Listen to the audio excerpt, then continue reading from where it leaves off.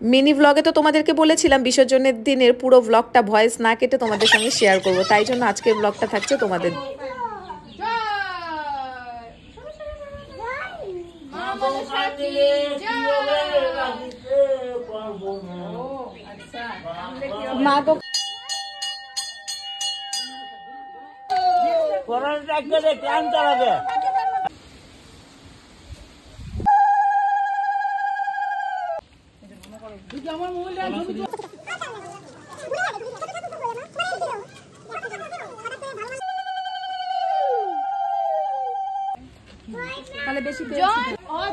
সবাই তো ওইদিকে বরণ করা নিয়ে ব্যস্ত, কিন্তু সবার টার্গেট আমার ওপরে, মানে আমাকে কি করে রং দেবে। কিন্তু বাবান আমার কোলে থাকাতে কোনোভাবেই সেটা সম্ভব হচ্ছিল না, তো বাবানকে দিয়ে দেখতে গেছিলাম কি রান্না। আর আজকে রান্না হচ্ছে এদিকে ইলিশ ভাপা আর তার সাথে চাল কুমড়ার ঘন্ট। আর ওইদিকে আমি ভিডিও শ্যুট করে গিয়ে দেখি অর্ধেক রং খেলা কম।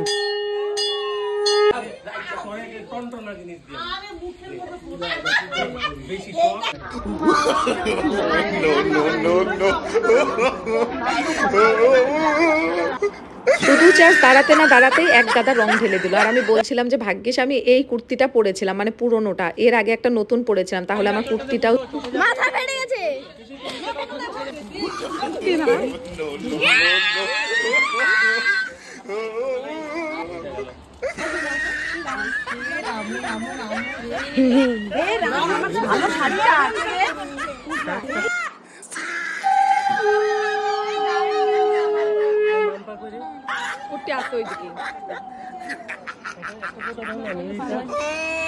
কুর্তি বাসলো কিভাবে? কুর্তিকে ভাগাবো ওখানে।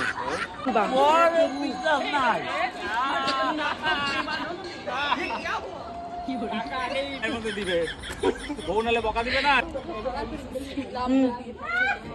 টাকা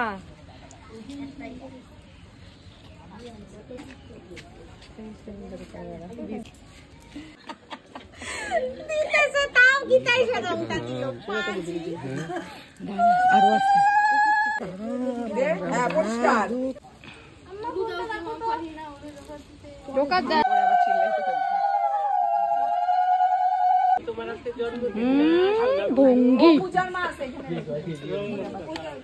এইখানে হ্যাঁ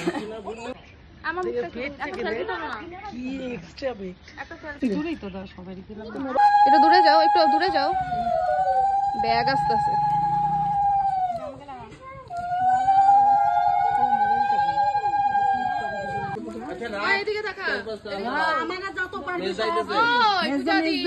হ্যাঁ দাঁড়া, হ্যাঁ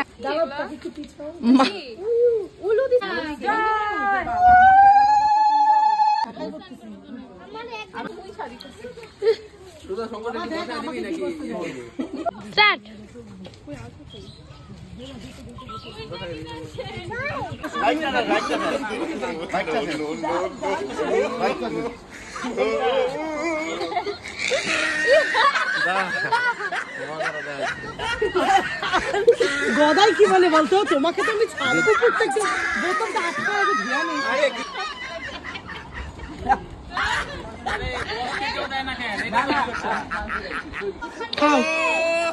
ঠান্ডাটা তো বেশ ভালো খাইতে, ঠান্ডাটা খুব ভালো খাইতে। তো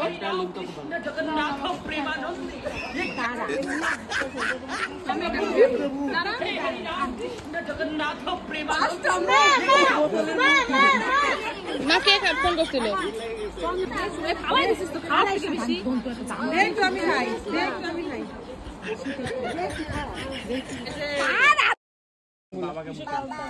ভাইয়ারও কাকি কে দিছে, কে দিছে? দাদা ভাই নিজে এক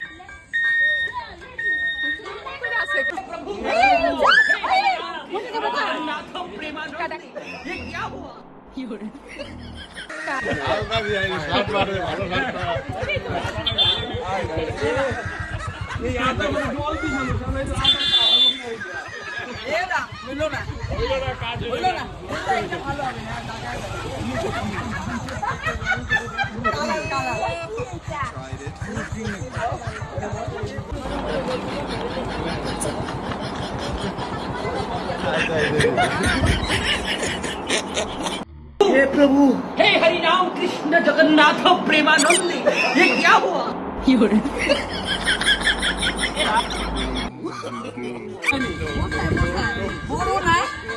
মেজা মিষ্টি রে কইতে খাইবার সময় ঠাকুরের কি সুন্দর লাগছে জামার ভিতরে আবার এসো, আবার এসো।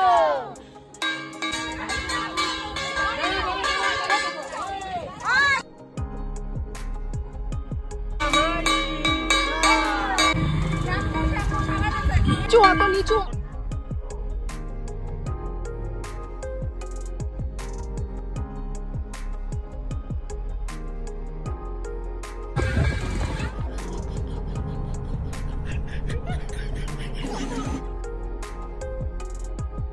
তো সবাই মিলে এবারে চললাম ঠাকুর ভাসান দিতে, কেউ টোটোতে, কেউ বাইকে, কেউ স্কুটিতে চললাম। আর আমি বাবানকে যেহেতু রেখে এসেছি সেই জন্য আমি তাড়াতাড়ি চলে যাব। দেখো ছোটদার অবস্থাটা একবার।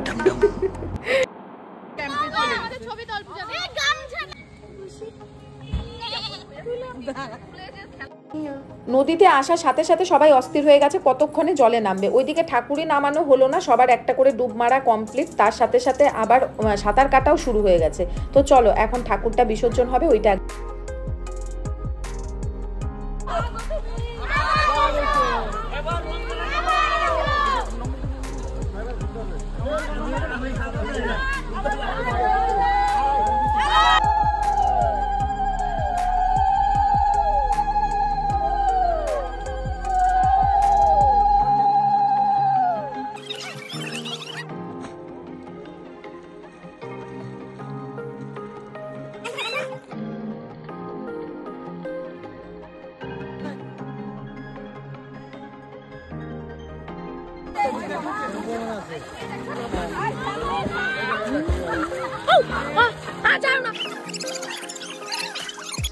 তো ঠাকুর বিসর্জন হওয়ার পর আমরা চলে এসেছিলাম আমি আর বুনু, কারণ আমরা নদীতে নামিনি, কারণ বাবানকে আমি রেখে গেছিলাম, ওকে খাওয়াতে হবে সেই জন্য। তারপর বাবানকে খাইয়ে দাইয়ে ঘুম পাড়িয়ে দিই, দেন এখানটাতে সবাই মিলে খেতে বসে। আর অলরেডি সন্ধ্যা হয়ে গেছে, দেখো লাইট জ্বালানো।